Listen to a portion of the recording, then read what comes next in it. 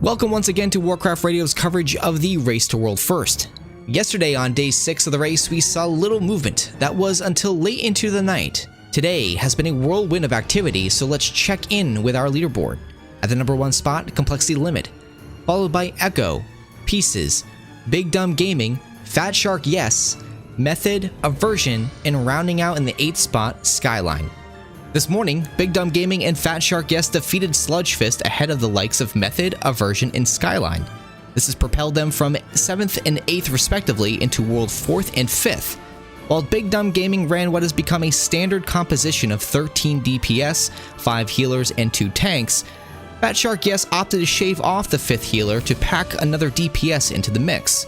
This allowed him to punch through the wall of the 7th boss with 147 attempts. That is quite a jump in momentum when you considered Big Dumb Gaming required 252 attempts and Pieces toppled the giant only after 261 pulls. A major upheaval of our leaderboard for sure, but can these two guilds ride this momentum ahead of the looming weekly reset? After bolstering their gear with heroic splits, Pieces has spent the remainder of the weekend working on the Stone Legion generals. The team continues to make progress against the encounter and has brought Khal and Grishal to 50% and 68% respectively after 175 attempts. Can they move past this and reach the final encounter of this tier, Sire Denathrius? Because of the chaotic nature of the Stone General fight, progress has not been bearing out in a very linear manner. Limit first defeated the generals, coming off 2 pulls ending with wipes around 25% on each. After 293 pulls, there was a seeming alignment of the stars. They took advantage of excellent execution, and Limit claimed the first world kill over the Stone Legion generals. Will they continue to hold the lead over their competitors? The answer came the very next morning, as today, Echo claimed the world's second kill over the Stone Legion generals with only 199 pulls to defeat the Dark Duo. Echo is gaining ground on the current leader. They then push forward toward the final encounter of this race, Sire Denathrius. It was business as usual at first. Echo managed to reach the first intermission of the boss after only 6 pulls. However, the team then announced the decision to not broadcast their further progression on Sire Denathrius until after the North American reset. Echo's Genji explains as follows. Alright guys, yo. I have some unfortunate news for some of you. Due to the time that NA is getting their reset soon, us showing the strategy, it's going to give them a huge advantage. So we're going to do some Denathrius progress off stream without giving too much away to Limit. We're obviously going to be back again, but streaming it at this time would be giving them a huge advantage.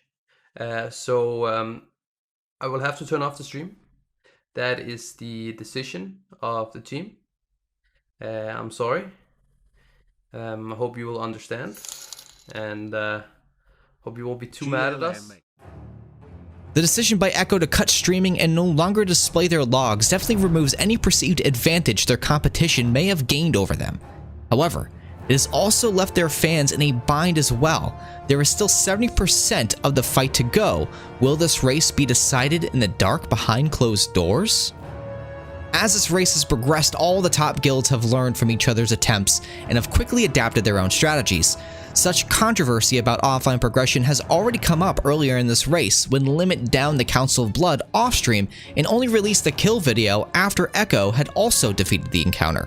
The point of contention now is the weekly reset. A re-clearing of the raid up to the Venthyr region will provide a sizable boost in item level and raw throughput for the North American guilds a day ahead of the European counterparts.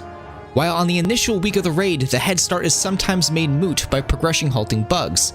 On the second week, those bugs are mostly sorted out, and Echo has mostly enjoyed an advantage of Limit clearing out those bugs ahead of their own attempts, and Limit has had that strict time advantage on the encounters thus far.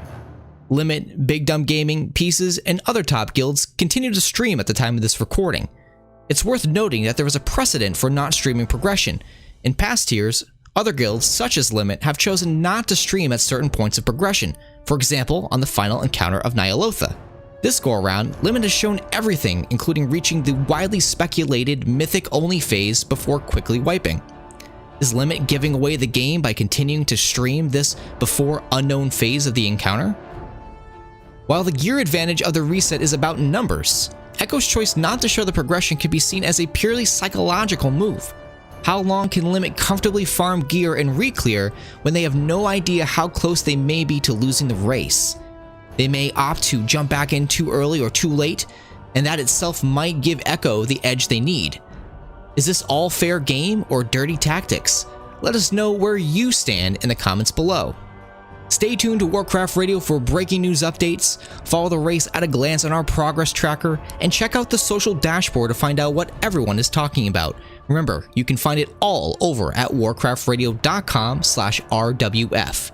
Tune in tomorrow for our continued coverage.